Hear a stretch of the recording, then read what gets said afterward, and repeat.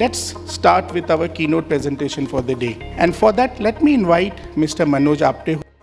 So it's always that when you have to open the innings, the openers always have that pressure of performing well. And I am your Sachin Tendulkar today, or Sehwag, whichever way you look at it. And statistically seen, generally the openers do really well, right? So that way, I think I hope I don't disappoint all of you.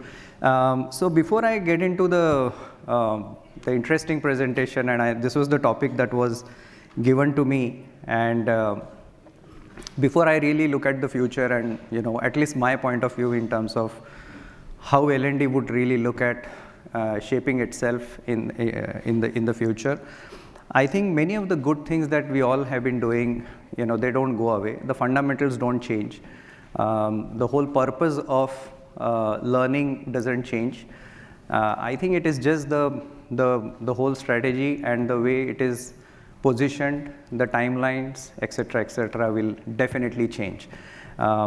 So I think many of us have been, driving the learning and development strategies across technology domain, leadership, behavioral, etc. And there is a very strong framework that has been created, I'm sure, in many of the organizations. When I speak with many of the L&D leaders, I realize that most of us have kind of figured it out by now that, there is some method to the madness, right? So we have some kind of a framework in the background which leads to various programs that we run across the organization, whether it's a technology or behavioral or domain or whatever. So I think all of that kind of stays where it is. But I think what is really giving all of us, nightmares is this new kid on the block, right? Artificial intelligence. So I think if I were to talk about this last year, it would be a very different and fairly maybe 50,000 feet kind of a point of view. I think as we are getting into this year, we have already arrived. The AI is already here, right? Which has already kind of disrupted all of us. I think it's not just about learning and development that I see is going to really change itself, but I think the way the businesses are going to run, the way projects are going to get executed, everything is changing. It's already changing. It's not that it will change, it's already changing. Even the way the business problems are being solved will also change. Many of the things that were run as a project earlier would no longer be projects, but they will be really given, right? It's like commodity. Whereas those who can really tap those specific business opportunities, and that's where the whole agentic AI comes into picture. I think those organizations and those people will really succeed, and those who can't really see those opportunities, I think, will perish. So I think these are some of the other challenges that I also see, and as L&D professionals, I think we need to be really the pivot around everything that the business is actually aiming for. So let me just go on with, so I put some slides together, and every image that you see is AI generated, right? So I just wanted to be really pivoting everything around AI, except for the text which is which is out of my mind, and it's not coming out of AI. So I would like to just throw open this open-ended kind of a question. When we talk about AI, what is the first thing that comes to your mind? I mean, and let me rephrase that. So what bothers you right now when the moment we talk about AI? Anybody? I mean, I would like to hear at least 3-4 questions, and we'll see if we have some answers later in the presentation. What is that something that is bothering us? Yeah. So apart from the AI replacing jobs and all, that's taken care of. But one thing that bothers me is how we train the AI to give us the solutions. Okay. So what frameworks we use to train the AI. Okay. Okay. Yes. Authenticity of the data. Okay. For example, today AI may do permutation. Sorry. AI will do a permutation combination based on the information given to it. So it could be any information, so Googling, so if at all the AI processes the data when the source is not authentic, Sure. so the condensed data would be more dangerous. Okay. Okay. Yes. So I believe, my fear is people who are using AI without having basic knowledge. So if they blindly trust the information that they are getting from AI and start, circulating, Okay. that is fearful for me. Okay. Anyone? Backbenchers? Anyone? One more here from Yes, this side. sure. So it's also about the cyber security issues that it poses. Yeah. The data that gets shared with AI engines, and as a result, it leaking it somewhere Okay. is one another real risk that we. Okay. Thank you. All right. Anyone? Yes.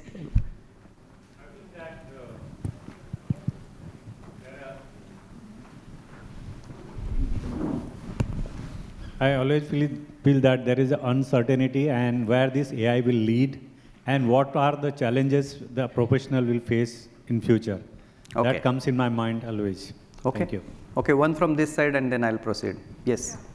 So what comes into my mind is intelligent, of course, there's no doubt about it. Artificial aspect is what scares me a lot. Okay. So what I mean is mother's touch make a lot of change in the child. Okay, human touch that we are as HR professional make a huge difference to the people. Okay, AI with the artificial element of it, what kind of a new generation are we going to have? That's a big fear. Okay. All right. So I will proceed, and I know there is also a chart paper kept there to write all those other questions, and more than happy to even chat and learn from all of you, because I think if you really ask me, it's not that I have whatever slides that I have put together means I have figured out everything. I mean, we are not even scratching the surface right now, but I think we are there right now, and it's time for us to also start kind of answering some of the questions. So there are some 4 questions that at least I have in my mind, right? When I start talking about this subject, even within persistent, see, one is, since we are talking in the context of people here, I'm more worried about, how does it really impact us as the L&D professionals? How many of us are L&D professionals here? Okay.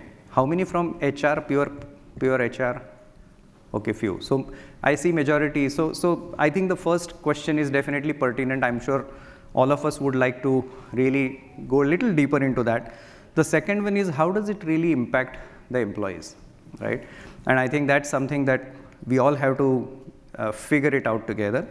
And how does the AI impact, on how people would learn and what they would learn, right? So I think these are some of the very interesting questions that all of us have in our minds, while there are other valid questions in terms of the data security, privacy, validity, etc., which will also lead to a lot of new roles that we are really talking about, right? So that's the other hypothesis that I have is, one is if you really look at, if I have to really plot the so-called the normal curve, which is kind of skewed to the left, right? And I wish I could put that on a slide, but if I have a normal curve which is skewed to the left, where the peak of the normal curve is really the brain behind most of the good work that the organization does, right? So that's about 30% of the workforce. Then comes about another 20-30% which does the tech lead level kind of a role, and the first 30% is more architects and principal architects. Then about 20% is the tech leads and people who kind of bring things together from the integration point of view, and then the remaining ones are the ones who are more executors, right? So if you really imagine that area under that curve, in my view, my hypothesis is that, and that basically represents the number of, basically the size of the organization. My hypothesis is that it will at least shrink by 20-30%, right? Secondly, the curve would further skew to the left, where you will need probably a lot more people doing the higher end work than the lower end work, because the lower end work is actually going to kind of slowly diminish. So that's, with all of that in the background, it's kind of worrying all of us that, what are these people going to do? And if you want to, have the same set of people doing the future kind of work with the new set of skills and competencies, how do you transform all of them into that new world? So I think these are some of the really very, very important questions that at least came to my mind. So if I just double click on the first one, right? So how does AI impact L&D, right? Now, L&D means, of course, it has, the trainers, the program managers, the people who will put the strategy behind it. So they would typically have these questions in their mind that, what do we train people on, right? How do you even know what to train people on, right? Because things are still evolving. I mean, there is this DeepSeek and what else is coming up every other day, and something else becomes redundant. So it's kind of scary. How do you even get that training content? I mean, if there is something so new, and if everyone is kind of figuring it out, how the hell do you get that content? How do you train people on these kind of topics, right? Third is how soon these people need to be trained on all these new skills and topics. Then how do you manage this change, right? And lastly, of course, the kind of infrastructure you will need to, enable all these people on this new set of skills. So try to kind of, and this is something that we have been also dabbling, and we are also trying to figure it out within Persistent, that, how do we really, keep up with this change and disruption. So while I have more details on the subsequent slides, and I'll talk about specific things that will take a lot of precedence going forward, I think the first thing we need to really figure out is, work with the research institutions like the ISRs of the world, or maybe the Harvards and MITs, IITs of the world, where there is a lot of research that is happening. Even there are research papers being published. I think it's a good idea for L&D professionals to actually, get into some of those resources to really figure it out, in terms of the topics, skills, competencies that we need to train people on. Secondly, of course, you will have your internal CTO and, the whole bunch of senior technical folks to also help you really figure that out, because they are also closer to the clients, customers, and they understand the reality. It will also be a great idea to start those discovery kind of workshops, deliberations within the organization as we speak. I mean, there is nothing like next quarter, we have to do it now, right? And then where do we get the training content? So imagine that we kind of figure out that, these are some of the topics in terms of data privacy, ethics, and security and whatnot. I think we have kind of heard of these topics across the board. So it's not a bad idea to have deeper kind of relationship partnerships with maybe hyperscalers, and I'm representing more of the IT world here, not so much of manufacturing, so you will see that in my presentation. But I think it's a good idea to leverage the partner ecosystem as well. And again, as I said, this is like here and now. It's not like next quarter or in 6 months. We have to act now. And this is a very big change. And these are the questions that employees are already asking. How do I stay relevant, right? So in the last few years that, we have been pushing people from back end to front end to full stack and whatnot. And now the question is, I am a full stack developer. What is the future for me, right? So I think that's the kind of questions that, as L&D and HR has to kind of figure it out, manage it really as a change, and not to create any panic within the organization. It's a good idea to really systematically manage this as a change management program across the board.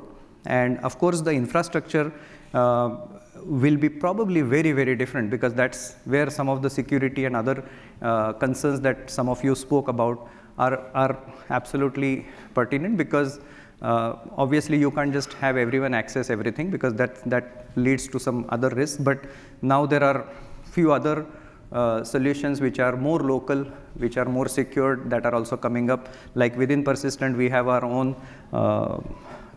the model that we call it as SASWA. You can actually look it up.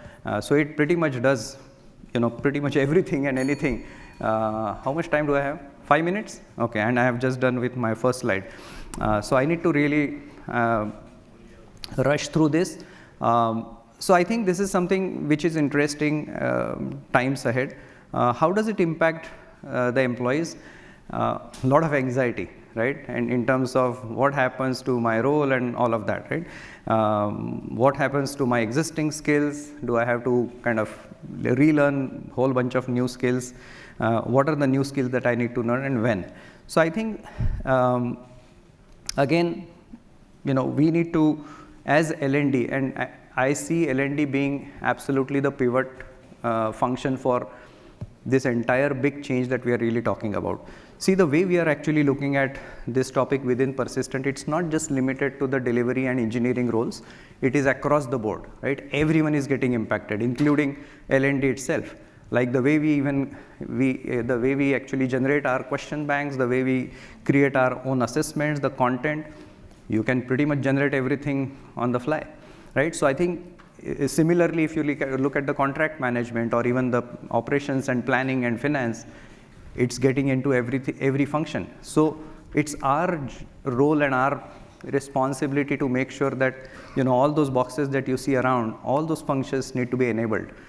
Otherwise, basically we are going to fall back because it's a whole ecosystem. You can't have inefficiencies within the system, whereas one part of the organization is running, whereas the other part is crawling. So you can't just have that imbalance within the organization. So everyone has to be enabled.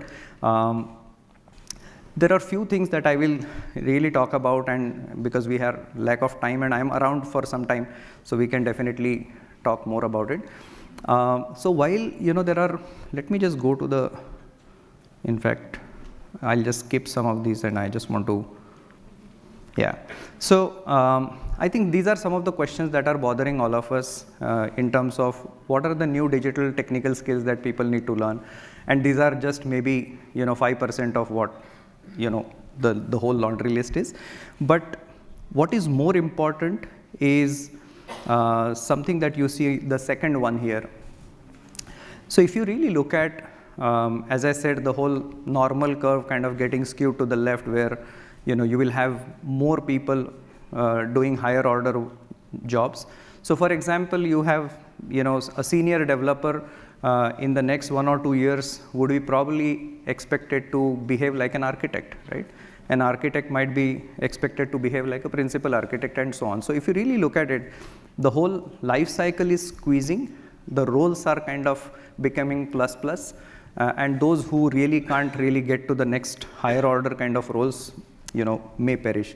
So I think it's very important to start working on building those other competencies in terms of systems thinking, design thinking, even systems engineering for that matter. In fact, yesterday we had a very interesting session from one of the experts in systems thinking domain, and that was like an eye-opener for me. And I actually understood the difference between systems thinking and design thinking. I was not aware of that, and everyone kind of thinks that it's kind of the same thing, right? So design thinking is more about solving specific problems for a persona or an entity, whereas the systems thinking is really about it's agnostic of the persona, but it is the whole ecosystem. You try to solve like the world's hunger problem, right? So that's really the system thinking. And as we are moving in the AI world, some of these competencies become extremely important, where many of the commodity kind of work is already done by the tools. Then what the hell the software engineer will do, right? The moment the basic things where they spend most of their time developing the code, if that is taken care of, what do, right? So then they have to really move up the value chain, and they have to pick up the higher order kind of jobs. And the only way to pick up the higher order job is to get the holistic view of the system. You need to really understand the domain and the overall system as a whole, how it is integrated, etc., etc. Only then you will be able to probably step up and do the higher order role, right? So that is the reason some of these competencies become extremely important, right? So, and again, as I said, I'm around, more than happy to talk to all of you. So this is my last slide. I know someone is really breathing down my neck. So I think let's gear up for the AI world, and it's here and now. I don't think there is, as I said, next quarter or 6 months down the line. L&D professionals play the absolutely pivotal role, because, see, please remember, probably your attrition might go down, right? You might have to actually let people go, because you might be able to do the same work with lesser number of people. Lesser people will be leaving. So what do you do with the ones who are in the system? So you have to transform them, right? So extremely important to collaborate with your TA, RM, and all the business functions. Act now. Do top-down transformation. There is no other way. I mean, you can't just socialize this and go bottom-up. You have to go top-down. There is no other way to kind of do this. Create excitement. Don't create panic. People don't have to feel vulnerable. It is more of really doing that whole organizational change management rather than just getting panic with this whole thing that is happening. And be ready for the investments in terms of trainings as well as infrastructure. You will need whole bunch of other investments in terms of the labs and all the virtual platforms, hyper personalization of the trainings, and so on and so forth, right? So fairly large topic to start the day with, but really happy to interact with all of you. Again, as I said, none of us have figured it out, but I think more we talk about it, more we will evolve. So with that, I will stop. Thank you.